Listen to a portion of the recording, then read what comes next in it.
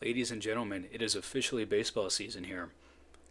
Today it was reported that pitchers and catchers are reporting to their spring training facilities. And then also, as you can see on my screen here now, we have about 10 days until spring training games actually start. And then in the middle of that, we have 22 days until the World Baseball Classic, one of the biggest baseball events in the world. So definitely take a look at that. And then also 43 days until opening night baseball. So we have a lot to cover here. Like I said, we try to do at least one prospect, if not MLB player a day that we highlight. So without further ado, let's hop into that prospect that we're looking into today. And that prospect is none other than Jordan Lawlar. Jordan Lawlar used to be a former top 10 prospect in 2024, and then in somewhat in 2025, he was a top 5 prospect actually overall. So he's been a top 3 prospect in the Diamondbacks organization for a while now. As you can see, he was drafted in 2021. Same draft as Henry Davis and Marcelo Meyer, and a few other guys to name. But as you can see, some of the scouting grades for him, I mean, a really good hit tool, really good power tool as well. 70 run, which is his best trait slash attribute. So you can see there's a major potential of a 2020 upside for him, which is great to see. Decent arm, and then also the fielding is one of his best attributes as well. So I want to give you guys some news if you're not familiar with Lawlar. It was reported actually a few days ago that he's going to get the majority of his reps in the outfield starting in spring training. Now, Lawlar used to play third base and shortstop, but with the way Arizona is throwing their infield out this year with the newly acquired Nolan Arenado, who is definitely going to play third base for them, that position is filled. And then also Geraldo Perdomo is going to be their everyday shortstop. So, you know, top 5, top 10 prospect, number 1 in the organization. You have to find this guy some playing time because he has an incredible bat and just shows a lot of upside. And I think outfield would be perfect for him.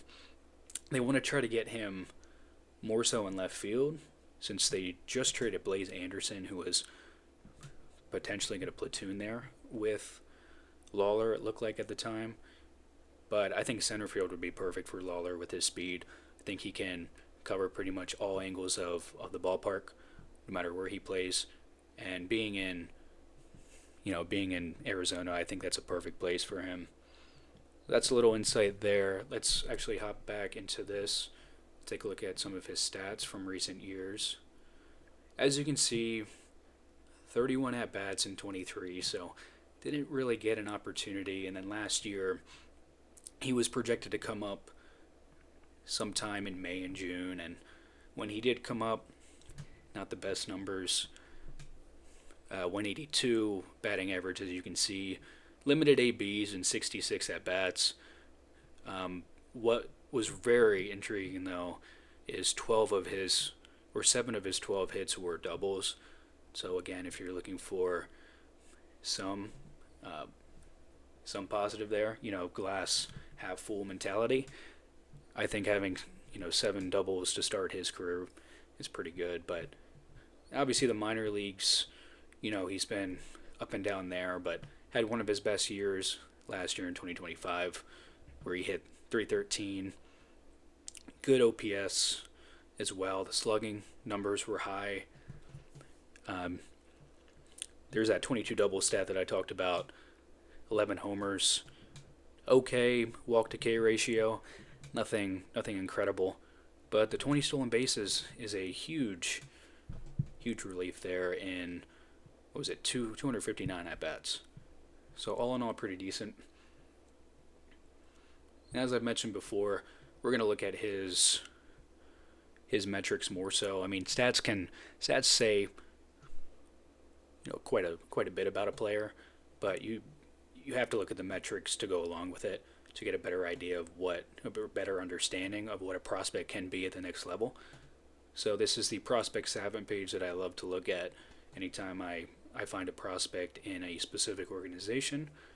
So as you can see, starting off with the PS score, the player score, 96, 97th out of 100 percentile there. So he's one of the best hitters in 2025 last year at that level. Again, mostly red in this category. You guys can, take a look and read it off. I do love the fact that the max exit velocity was 94 percentile at 113 miles per hour, which is great to see in a ballpark like Arizona. And definitely that shows, if he does hit a double in the gap or even just hits the ball in general. I mean, you're looking at, double upside and even triple upside in that case. But the biggest stat we're looking at, in my opinion, here is the pull air percentage being close to 25%. And then again, 97th percentile in speed is probably one of the best you will get in a prospect to date. So those are all very, very positive statistics there. And this is just more advanced stats. I mean, what you guys read up there is great, but you really get an idea of what he was all about in AAA. I mean, the 12% walk percentage is decent enough. Anything over 10 in my eyes is what you're looking for. The K rate is at 23%, so a little high, but again, I mean, mostly everyone in baseball, I'm not sure what the specific average is, but I'd say over 20% for most people. I did like the 42.7% hard hit percentage. I thought that played a big factor in him being able to hit a few homers here in AAA last year, and then also going along with the 19 barrels. It's a pretty interesting stat, too, that he can hit the ball anywhere, too. I mean, his pull percentage is 45%, straight on at 34%. I really do like the opposite. We call it Oppo Taco in a way, at 21%. So he's able to hit the ball pretty much everywhere in the field, which is a good indication of a guy that gets a lot of good contact numbers.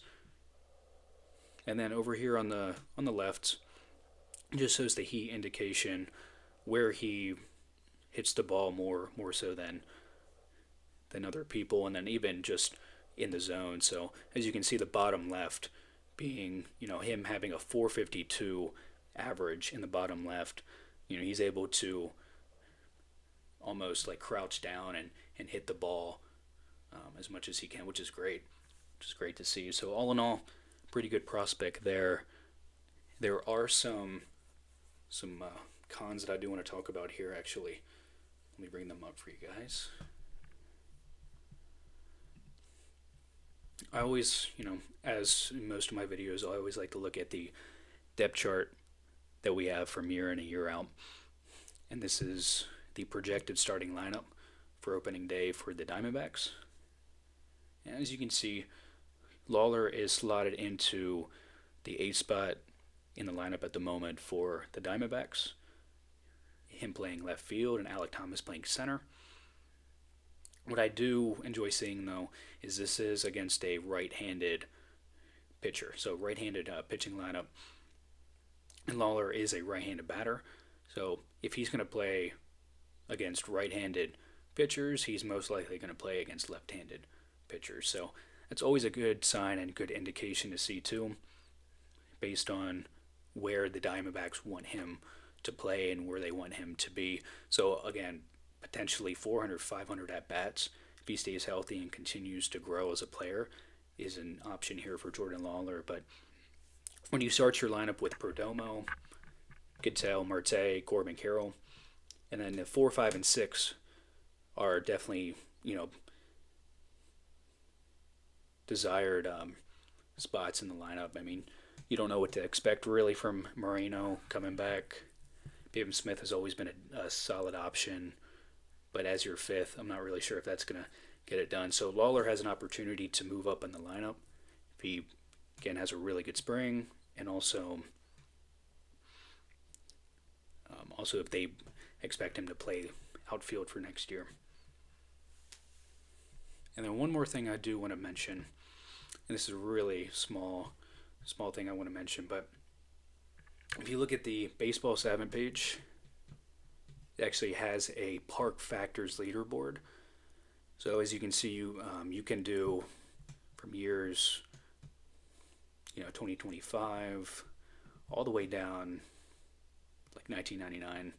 You can see like a hard hit percentage, on base percentage, most hits, doubles, singles, triples, home runs, all those really cool stats. And what I find interesting with in Arizona at Chase Field is look at the double numbers and also triple numbers. And tell me that with Lawler's speed being what it is, that he can't have a similar, if not better, year than like a Corbin Carroll with how he hits the ball. Because Corbin Carroll is a machine on the bases. Here, I'll show you real quick. I am like rambling a little bit here, but we look at Corbin Carroll's stats from last year.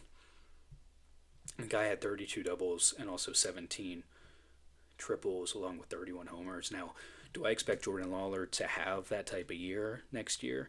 Or this year, I mean? Probably not. But if he can somehow hit 20, 25 doubles and then maybe get, 5 to 10 triples with his speed, I think that's a very clear indication that Lawler can be the player that the Diamondbacks want him to be and have expected him to be for the last few years. So yeah, I'm very excited about Lawler. If you guys have any questions, in the comment section, make sure you direct them there. Like this video as well. If you do think Lawler is going to be a great prospect, also like the video. And I will actually be back with one more tomorrow, highlighting another good prospect / MLB player. So again, guys, thank you.